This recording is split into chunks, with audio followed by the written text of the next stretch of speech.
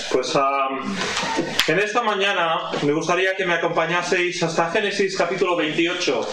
Génesis capítulo 28, pero tal vez... Espera. Vamos primero a Primera de Pedro, capítulo 2.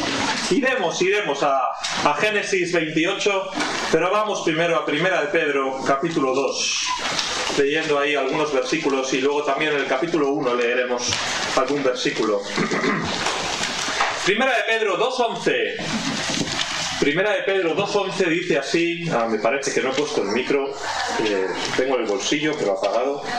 Ahora debería estar encendido. Así que Primera de Pedro 2.11. El apóstol Pedro dice: amados, yo os ruego como a extranjeros y... ¿qué más dice? Peregrinos, dice, como a extranjeros y peregrinos, que os abstengáis de los deseos carnales que batallan contra el alma, como a extranjeros y peregrinos, ¿sí? Y capítulo 1, vamos a leer desde el versículo 13, dice: por tanto, ceñid los lomos de vuestro entendimiento, sed sobrios y esperad por completo en la gracia que se os traerá cuando Jesucristo sea manifestado. ¡Qué bien!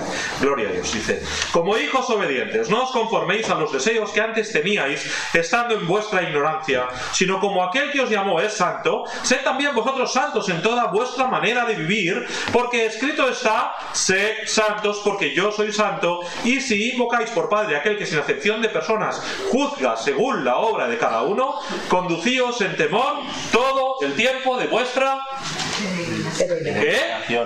peregrinación, ¿sí?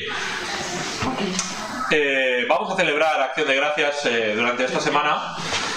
Hace 400 años probablemente, 1621, un grupo de creyentes arrancaron desde las costas británicas, cogieron un barco y se fueron a Estados Unidos perseguidos por su creencia, por su fe, hemos estado hablando esta mañana de la iglesia perseguida, y a este grupo de creyentes que llegaron a Estados Unidos, muchos de ellos murieron allí, pero un grupo de ellos quedó, se les llamaban...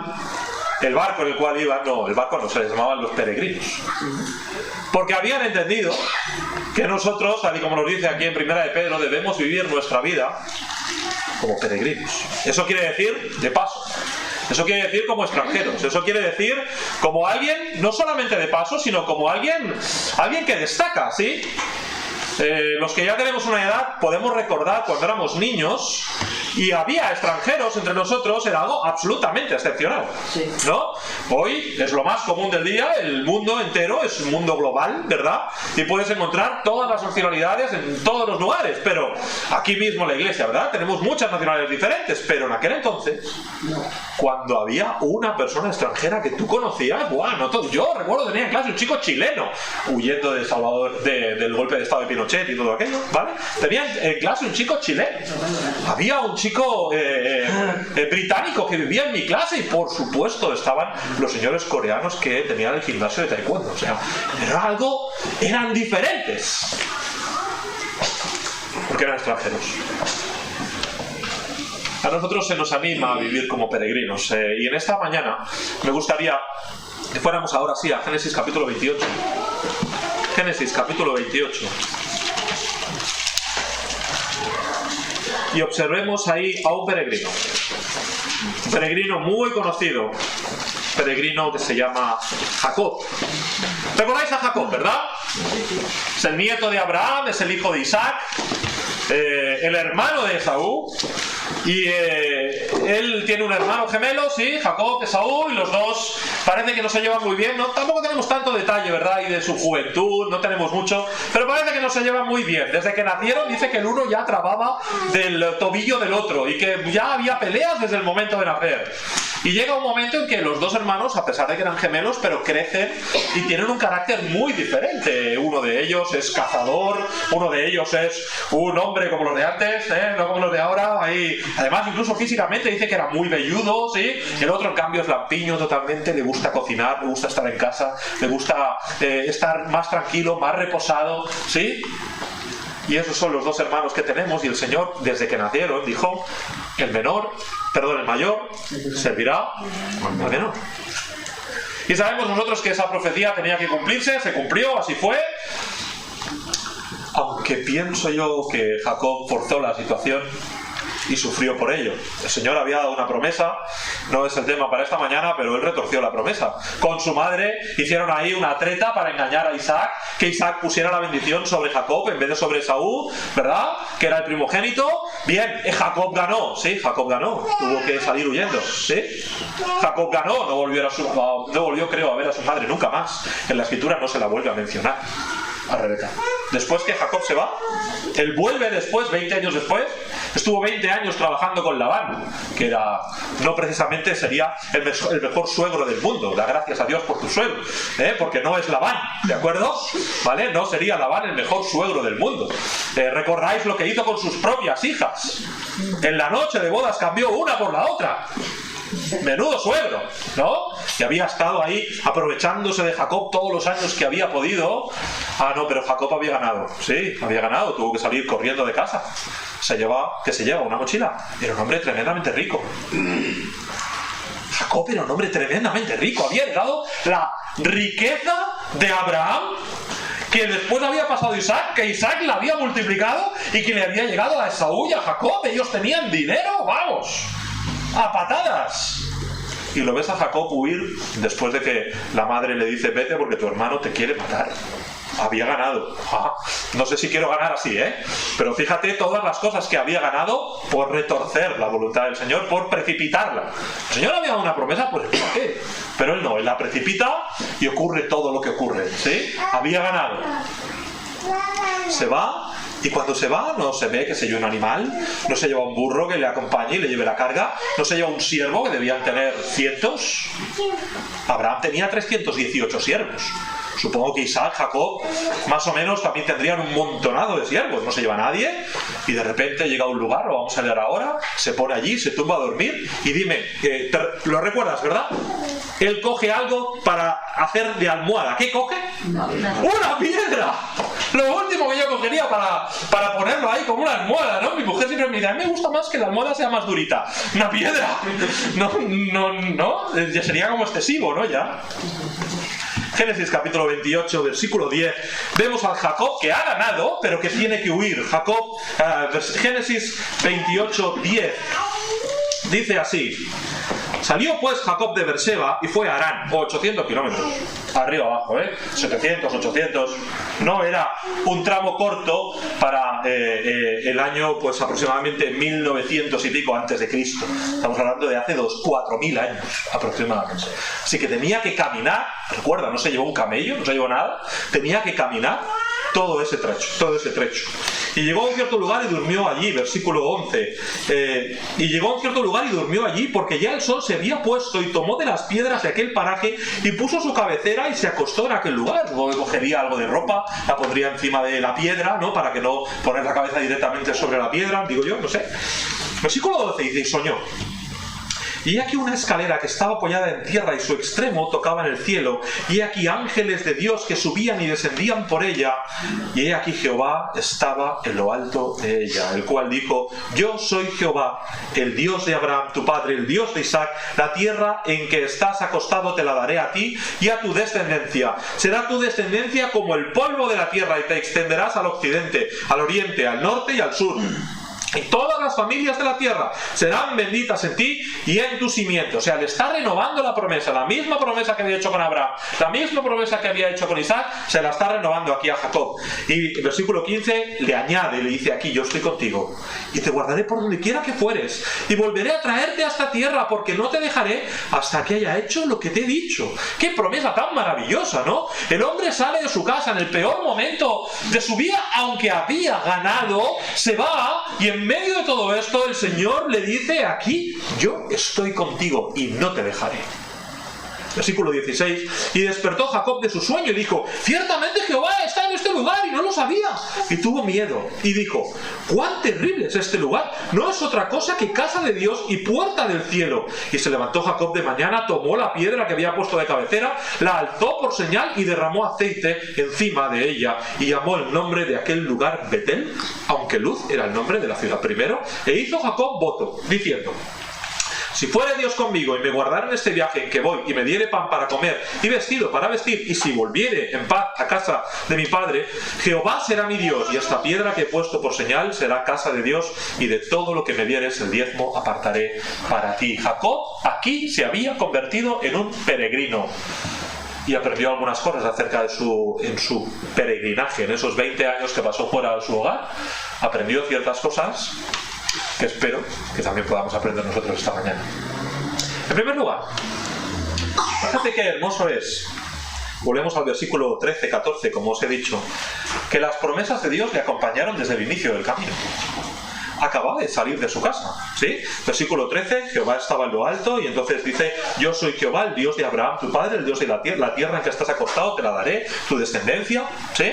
Así que desde el primer momento ahí está el Señor. Como os he dicho, el momento en el cual se sentía seguramente más débil, que tenía más incertidumbre.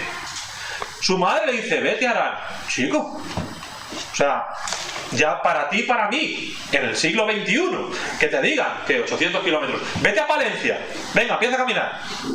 Ya dirías, uy, ¿no? O sea, no hay coche, imagínate que yo te digo ahora, escucha, vete a Palencia que tengo allí familia. Y tú, venga, a Valladolid, venga, desde aquí, ¿no? 800 kilómetros, ven, empieza a caminar.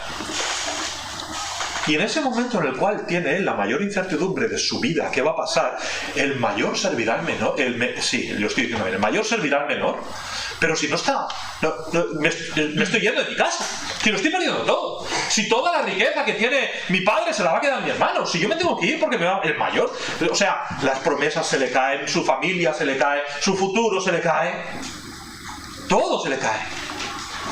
Y en ese momento en el cual está iniciando el camino, el Señor le trae una promesa. ¿Tienes tus promesas? ¿Tienes tus promesas en tu vida a las cuales puedas agarrarte? ¿Tienes tus promesas en tu vida del Señor, de la Escritura, en las cuales puedas decir: gracias, Señor, gracias porque sé que estarás conmigo desde ahora hasta el fin del mundo, ¿no? En Mateo 28, ¿verdad? Estoy con vosotros todos los días hasta el fin del mundo. Jehová está contigo como poderoso gigante, ¿sí? O sea, ¿tienes tus promesas? ¿Tienes promesas a las que puedes aferrarte en esos momentos de incertidumbre? Pues es la palabra de Dios, está llena, ¿verdad? Espero que las tengas y que puedas aferrarte a ella. Pero qué bueno es el Señor. La promesa no es cuando Jacob lleva no sé cuánto tiempo caminando, es en el inicio del camino. Las promesas de Dios no son para aquellos que llevan 25 años con el Señor y son súper espirituales y están caminando. Las promesas de Dios son para ti, aunque lleves 2 días en el Señor. Las promesas de Dios son para ti, aunque hayas iniciado el camino hace poco. Las promesas de Dios son para ti en el momento en el cual estés en su voluntad. Las promesas de Dios son para ti. No tienes que esperar, no tienes que llegar a un supergrado de espiritualidad, ni que subir, no sé. Tienes promesas. Y es lo más precioso, porque es lo que nos trae esperanza. Dice la Escritura en 2 Corintios que las promesas de Dios son en Cristo, el sí y el amén. Es decir, fuera del Señor Jesús, no hay promesa que valga. No hay nada a lo que aferrarse. No hay sitio donde estar seguro. No hay esperanza. Es en Cristo que tenemos esa esperanza, ¿verdad? Es como, pues yo quiero a pedir, no sé, una beca, por ejemplo, ¿no? Hay unos requisitos que hay que cumplir. Y a lo mejor uno de los requisitos es ser mayor de 18 años. Pues si no tengo 18 años no puedo pedir la beca. Uno de esos requisitos será tener una media académica de no sé qué nota. Pues si no tengo la nota no puedo pedir la beca, ¿verdad? Otro requisito será ser ciudadano de la Unión Europea. Pues si no soy ciudadano de la Unión Europea no puedo pedir la beca. Hay un requisito para disfrutar de los beneficios, ¿sí? Hay un requisito para disfrutar de los beneficios de Dios, es estar en Cristo. Porque en Cristo son todas las promesas, sí y amén. Por lo tanto, gloria a Dios en primer lugar. Porque podemos estar en Cristo y podemos disfrutar de sus promesas en nuestra peregrinación, en cada paso del camino. En segundo lugar, mira qué hermoso aquí, versículo 15. Ya he leído este versículo antes y me he parado, pero mira qué bonito. Dice: aquí yo estoy contigo. Y te guardaré por donde quiera que fueras y volveré a traerte a esta tierra, porque no te dejaré hasta que haya hecho lo que te he dicho. Dios protegió a Jacob en cada paso del camino. Conoces su historia, ves dónde va, ves lo que le ocurre, el tiempo que está con Labán, está allí trabajando por nada. El Señor le cuidó todo el tiempo, ¿verdad? Pero ahora bien, Jacob tenía que estar caminando otra vez en la voluntad de Dios, tenía que estar protegido en el entorno de Dios, tenía que estar dentro de la protección del Señor. También estos días, anteriormente, 31 de octubre, hemos vuelto a celebrar, como cada año, el aniversario de la Reforma, y Martín Lutero, después de ir a la dieta de Worms, que no sé muy bien cómo salió vivo de allí, pero salió vivo, porque la idea al principio del emperador de Carlos V no era esa, pero sale vivo de la dieta de Worms. Y entonces le llevan, medio secuestrado, o le llevan hasta, lo he apuntado, el castillo de Wartburg, donde allí uno de los príncipes, que no recuerdo ahora su nombre, Federico creo, sí, le da su protección. ¿Federico? ¿Se lo he dicho bien? Sí. Le da su protección y lo guarda allí, allí hace la traducción de la Biblia al alemán. Lutero está protegido, ¿dónde? Allí. Si sale de allí, está muerto. Es un ejemplo solamente, para que nosotros entendamos que la protección que nosotros disfrutamos del Señor es en el castillo del Señor, es en la casa del Señor.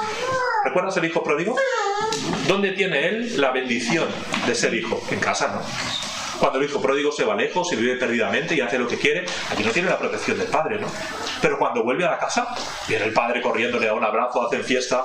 Allí vuelve a disfrutar de los privilegios de ser hijo. Allí otra vez tiene la protección del padre. Allí es que el Señor, o en este caso el padre, no le deja solo.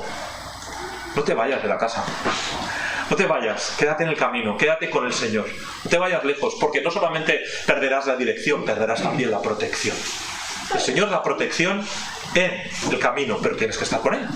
Si no estás con el Señor, no es que Él no pueda protegerte, pero eres tú el que te estás yendo de su protección. En tercer lugar, mira que dice aquí, versículo 15 otra vez, dice: yo estoy contigo y te guardaré por donde quiera que fueres y volveré a traerte a esa tierra, porque no te dejaré hasta que haya hecho lo que te he dicho. El Señor trabaja con cada uno de nosotros durante el camino. Ya he usado ese ejemplo otras veces, pero para ti y para mí lo importante es llegar a destino, aunque el viaje sea corto o sea largo.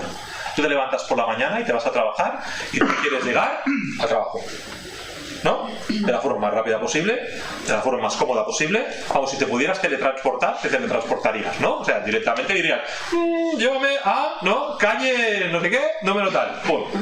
¿Verdad? Porque el camino no nos importa. Lo que nos importa es llegar. Nos importa llegar bien, nos importa llegar cómodamente, rápidamente, pero no nos importa el camino. Cuando hacemos un viaje largo, hasta aquí a Madrid, y dices: a ver, el viaje, ¿por dónde? Por aquí. A ver, ya he ido a Zaragoza, lo más rápido, llego, ya está, ¿no? Y si puedo ir en AVE, mejor que ir en coche, porque voy más cómodo, voy más tranquilo, porque me llevan, ¿no? Lo que nos importa es llegar bien. Al Señor le importa el camino, porque tu destino está garantizado. ¿Has creído en Cristo como tu Salvador personal? Tu destino está garantizado, y gloria a Dios por ello. Pero al Señor le importa el camino, porque el Señor, igual que con Jacob, dice: no te dejaré hasta que haya hecho lo que te he dicho, que dice Filipenses 1:8, ¿no? Que el que comenzó en vosotros la buena obra la perfeccionará hasta el día de Jesucristo, ¿cierto? Así que para el Señor sí es muy importante el camino, y por eso siempre, cuando en nuestra vida vamos de un punto A a un punto B, no siempre vamos por el camino más corto, no siempre vamos por el camino más cómodo, no siempre vamos por el camino más sencillo, sino que a veces el Señor nos permite tener algunos baches en el camino o algunos desvíos, porque aprendemos en el camino. Para el Señor es muy importante el camino. En el camino te enseñan. Así que, y lo diré creo varias veces durante la predicación de hoy, abre los ojos. Abre los ojos mientras vas por el camino, porque es importante el punto en el cual estás en el camino. El Señor quiere trabajar contigo ahora, en este punto del camino. Aunque a ti te parezca que te has desviado un poco, aunque a ti te parezca que este trozo del camino, esto me cuesta, es que hace cuesta arriba, aunque a ti te parezca que te has caído en un bache, el Señor quiere trabajar contigo en el camino. Abre los ojos. Dios quiere hacer algo contigo mientras vas en este mundo como un peregrino. En cuarto lugar, cualquier sitio del camino es bueno para estar en la presencia de Dios. Mira, el versículo 11 otra vez. Y llegó a un cierto lugar. O sea, no había mucho plan, ¿no? Y durmió allí, ¿no? Y aquello era Betel, bueno, era Luz, era un lugar que se llamaba Luz, que no quiere decir la palabra luz de L-U-Z, es en todos los idiomas, En castellano, en catalán, en inglés y en... ¿Sabes cómo se llamaba aquel lugar? Y entonces le pone Betel, casa de Dios, ¿de acuerdo? Llegó a un cierto lugar. ¿Y allí qué ocurre? pues allí el Señor se le manifiesta. Allí en aquel lugar, prácticamente al azar, que él había ido caminando y cuando llevaba caminando un rato se le había hecho de noche y había dicho me quedo aquí, pues en aquel lugar que él no había planeado, que él no había, pero ¿qué plan había hecho? Si hacía 5 minutos, entenderme, que había salido de su casa, no había hecho plan ninguno y llega allí y allí Dios se le manifiesta. Mira, otra vez, volviendo al camino, volviendo a lo que dije hace un momento, el Señor quiere tratar contigo en cualquier circunstancia, en cualquier situación. Mañana en el trabajo, cuando estés en la oficina, cuando estés en el camión, cuando vayas en el tren, cuando se te ha escapado el metro, cuando en cualquier circunstancia de tu vida, en el lugar donde tú estás, no es necesario para el Señor, para trabajar contigo, que sea el domingo a las 11, ni que sea el martes a las 7, que es cuando tú tienes cada día tus devociones, ¿no? El Señor trabaja contigo en cada momento, en cada circunstancia, en cada situación. Aquí llega Jacob a un sitio que ni ha planeado y es donde el Señor le renueva la promesa, donde el Señor habla con él, donde el Señor le dice estaré contigo, donde él hace un compromiso con Dios. ¿Dónde? Allí en un sitio que no sé ni dónde es, donde había una piedra que me puse en la cabeza. Así que mañana, cuando haya sitios complicados en el camino, cuando estés en el despacho, cuando estés en el trabajo, cuando vayas camino cuando el Señor quiere trabajar contigo ahí.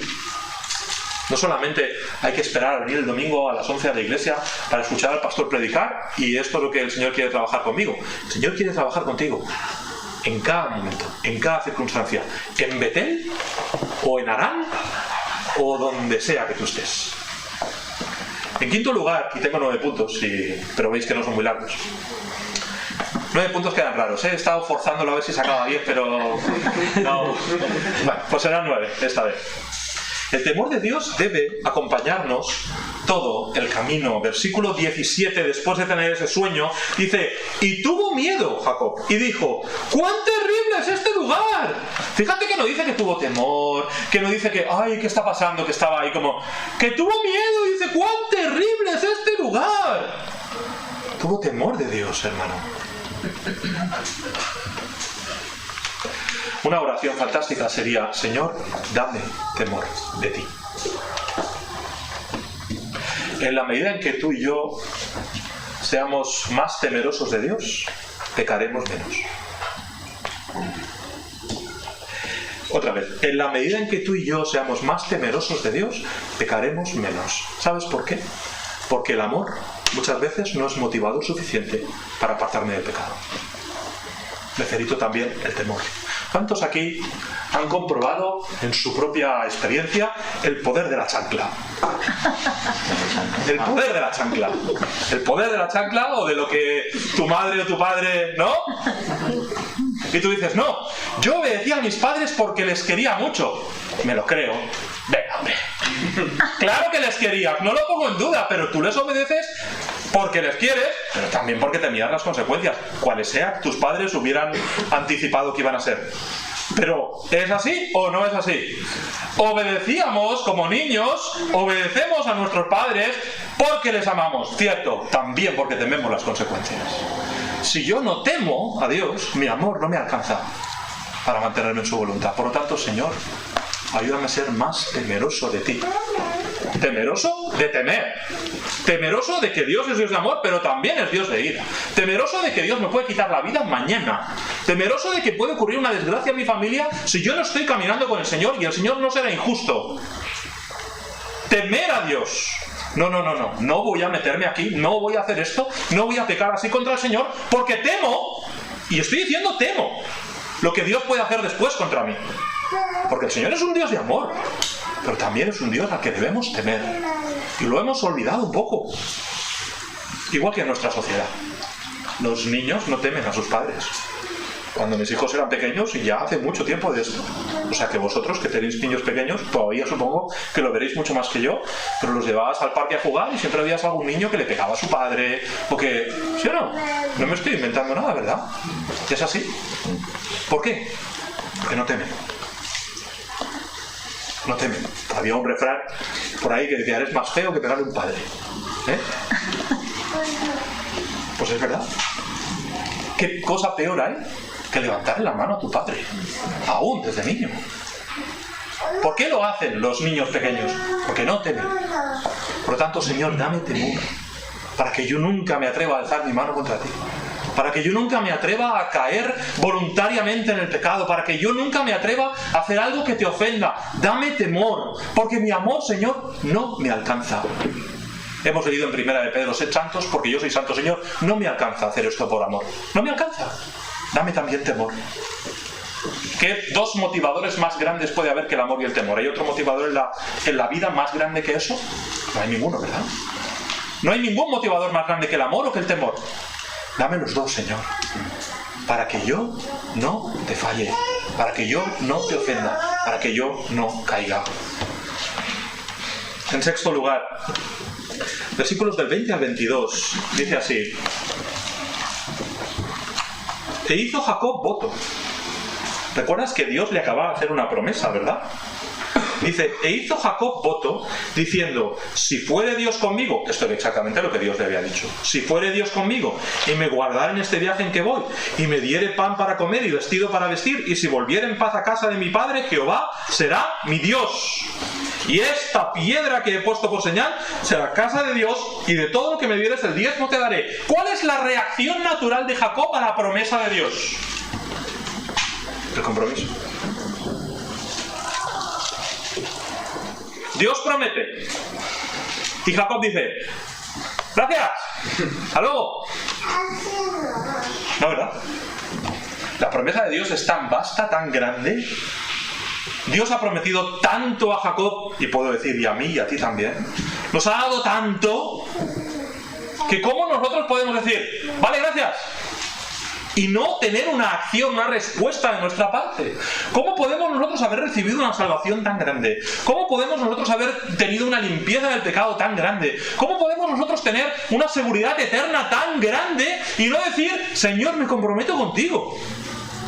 Tiene que haber esa respuesta de nuestra parte. El Señor nos ha dado promesas, no solamente promesas, hechos en nuestra vida, y nosotros nos los comemos, nos comemos la bendición, a eso iremos en un momento, nos comemos la bendición y nos olvidamos del que nos bendice.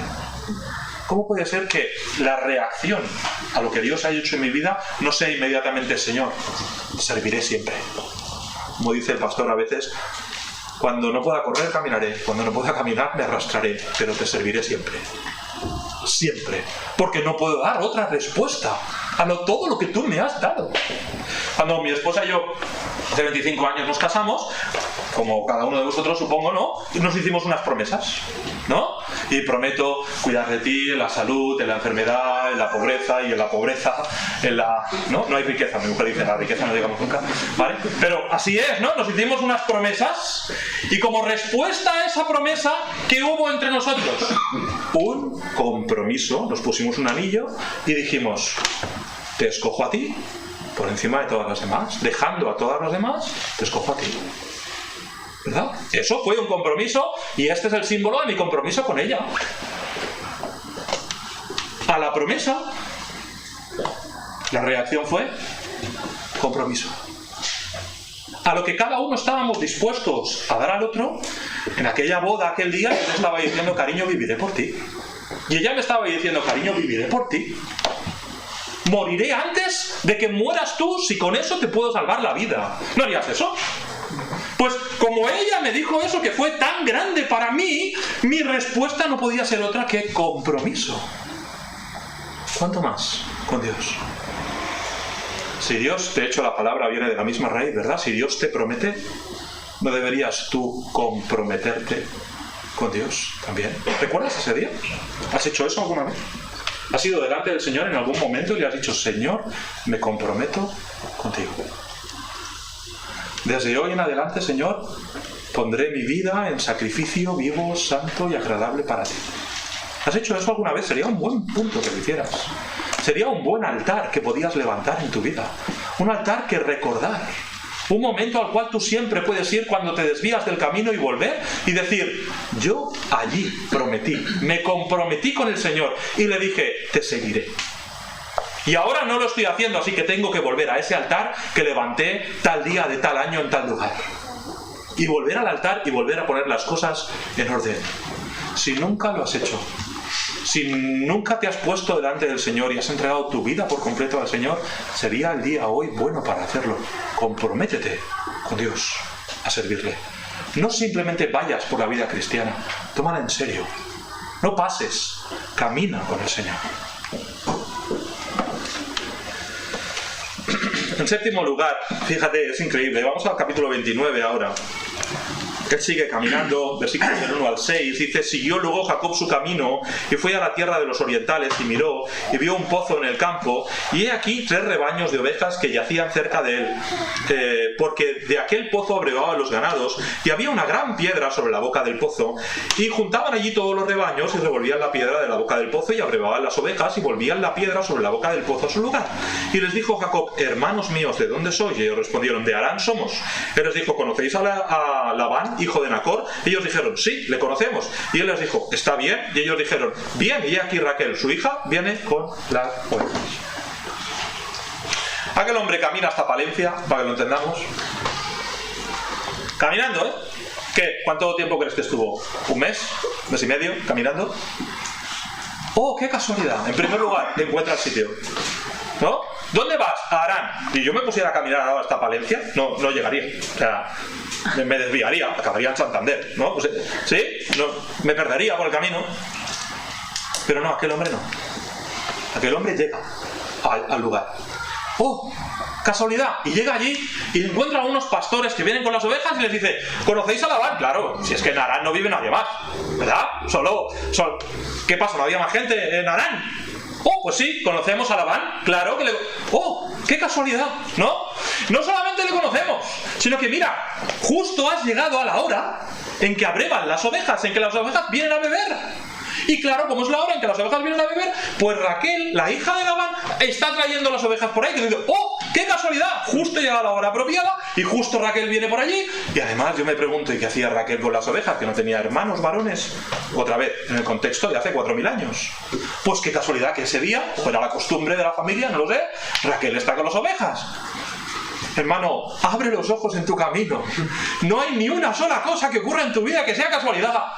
Hay alguien en los cielos, como ha dicho el pastor esta mañana, que está ahí poniendo los detalles en tu vida. Está colocando cada cosa que ocurre. Cuando te levantas, lo que te has encontrado, la persona con la que te has cruzado, el ascensor, lo que dije antes, el metro que perdiste o el metro que llegaste pronto. Hay una persona que está teniendo el cuidado de poner cada piececita del puzzle de tu vida en su sitio. Oh, no seamos insensatos, que no se nos pase esto por delante sin pararnos un momento a pensar: ¿por qué ha pasado esto, Señor? Esta casualidad que acabas de traer a mi vida, ¿por qué ha pasado esto, Señor? ¿Qué me quieres enseñar con esto, Señor? Este versículo que ha compartido esta hermana en el grupo de WhatsApp de la iglesia, ¿qué quieres hacer con esto, Señor, en mi vida, Señor? Esto que acaba de decir el pastor o mi amigo, esto que me acaba de pasar, lo que acabo de compartir con mi marido, con mi esposa, ¿por qué, Señor, me traes esto a mi vida? No es casual. Ocurre con un propósito. Porque Dios no simplemente nos tomó como sus hijos y nos tiró ahí y dijo: venga, ya te vendré a buscar un día. Sino que Él se preocupa todos los días de que, aún el mínimo detalle, el Señor Jesús dice: ni un pelo cae de vuestra cabeza sin que mi Padre lo sepa. El mínimo detalle, Él tiene cuidado. No hay casualidades en el camino, hermano. No hay casualidades en el camino. Punto número 8, os he dicho que tenía 9, así que ya voy acabando. Saltamos otra vez. Capítulo 30. Él ya lleva 20 años en Harán. Ha servido 7 años a Labán por Lea, 7 años a Labán por Raquel y 6 años más por su trabajo, que son los únicos años que ha cobrado algo, ¿sí? Pues haya estado 20 años allí con Labán.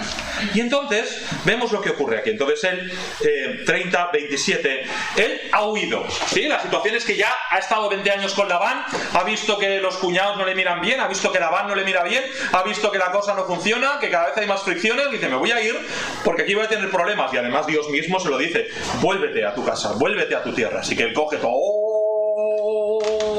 lo que tiene, que no es poco, coge todo lo que tiene, todo su ganado, todas sus ovejas, su familia, sus hijos, todo, y sin decirle nada a Labán, se pone rumbo de nuevo a su casa, ¿sí? Allí vuelve a Beersheba, a la zona allí donde estaba su padre, todavía donde estaba Esaú, con mucho temor de ver lo que se iba a encontrar, y él vuelve para allá. Y Labán no se había enterado al principio, pero unos días después, cuando se entera, claro, Jacob va con todo el ganado, con los niños pequeños.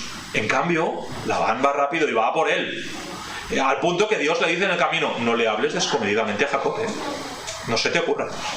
Y llega allí y por fin lo encuentra, y cuando lo encuentra, entonces le acusa de unos ídolos, etc. Y finalmente Jacob le responde. Versículo 27 dice así.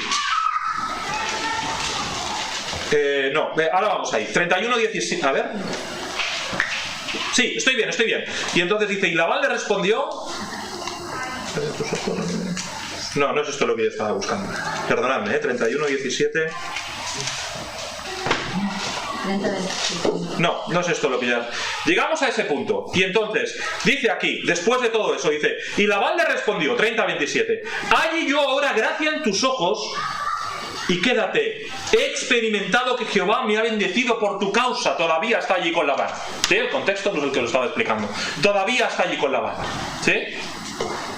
Es decir, incluso en medio de todo el problema que él estaba teniendo con Labán, que le estaba robando, le estaba cambiando el salario cada 2 por 3, incluso en medio de eso, Jacob es una bendición para Labán. ¿Lo ves?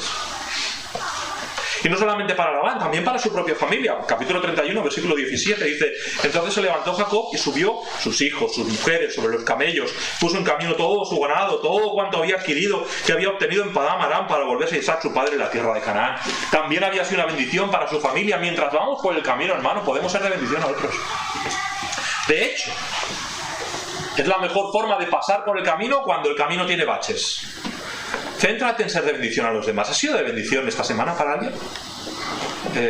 Maridos, ¿habéis sido de bendición para vuestras esposas esta semana? ¿Esposas para vuestros maridos? ¿Hijos para vuestros padres? ¿Habéis sido una bendición para vuestros padres esta semana? ¿Padres para vuestros hijos? ¿Habéis sido una bendición para alguien esta semana? ¿Para un hermano en la iglesia? Mientras vamos por el camino, muchas veces nos centramos en nosotros mismos y en nadie más. Muchas veces nos centramos en lo que me pasa a mí y para cómo estoy yo, fíjate, como para ocuparme de otros, ¿no? Fíjate cómo estoy yo, cómo me voy a ocupar de otros con lo mal que yo estoy. Pero puedes ser, a pesar de cómo estés, puedes ser una bendición para otros en el camino. Céntrate en ser una bendición para otros, no un problema, no una carga, no algo en lo cual los demás tienen que pensar, uy, ¿cómo lo vamos a hacer? Sino una bendición para los demás. Céntrate mientras caminas, mientras eres peregrino, en ser una bendición para otros en el camino. Y acabo. Punto número 9.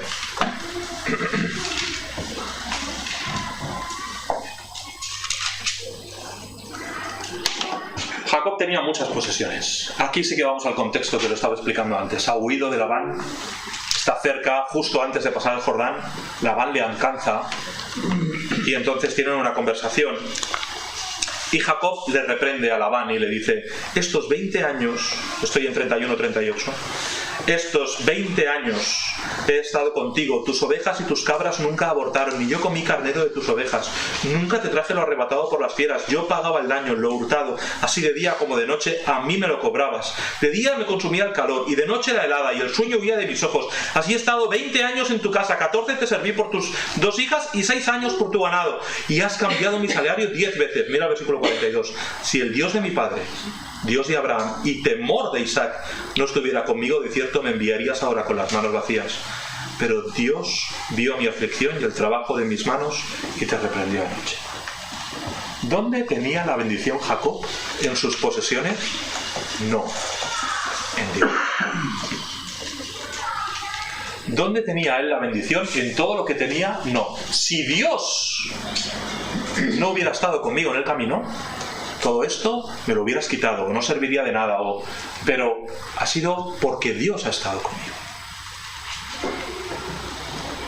Que no caigamos nosotros en comernos la bendición y olvidarnos del que nos bendice. En esta semana de Acción de Gracias quería retarte a orar solo dando gracias. No pidas. O ora en 2 momentos diferentes. Pero intenta orar solo dándole gracias al Señor. A ver cuánto duran nuestras oraciones. A ver si duran más de 3 minutos. Porque normalmente nuestras oraciones se construyen a base de peticiones. Hay algo más, algo de adoración, algo de acción de gracias, pero el grueso de la oración es la lista de la compra. ¿Sí?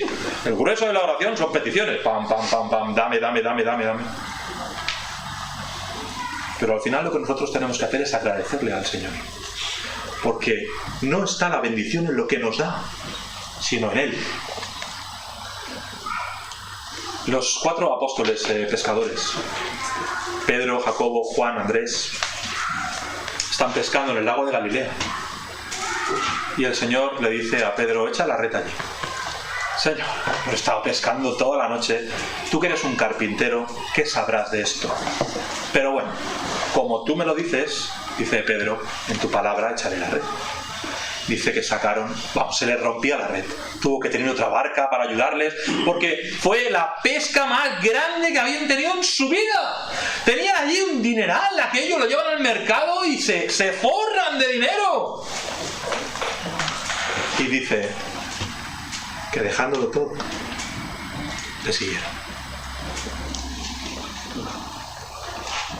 No se quedaron con la bendición, se olvidaron de la bendición. No se quedaron con la posesión que el Señor les acababa de dar. Se olvidaron de eso. Dejaron, yo que sé, que Zebedeo y Jonás, que eran los padres, ¿verdad? Dejaron que ellos lo gestionaran, no tengo ni idea, pero ellos se olvidaron. Dice, dejándolo todo. A veces, hermanos, nos ocurre que el Señor nos bendice y estamos tan ocupados en gestionar la bendición que nos olvidamos del que nos ha bendecido. Porque la bendición es importante, pero el que te bendice lo es aún más. No te olvides del Señor en medio de tus bendiciones diarias.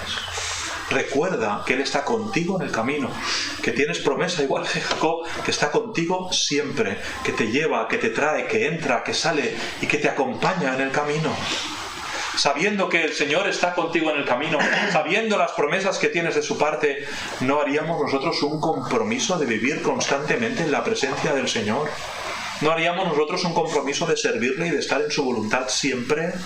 ¿No haríamos nosotros la determinación de vivir como peregrinos, como extranjeros en esta tierra? Que cuando los demás nos ven, noten, este es diferente. Igual que cuando tú veías a aquel hombre o a aquella mujer que eran extranjeros cuando eras niño y decías, este es diferente, ni mejor ni peor, diferente, viste diferente, camina diferente, habla diferente, come diferente. Que nosotros vivamos como peregrinos implicará que los demás nos vean diferentes. ¿No sería la respuesta natural a la promesa de Dios vivir con un compromiso de nuestra parte como peregrinos? Señor, bendiga.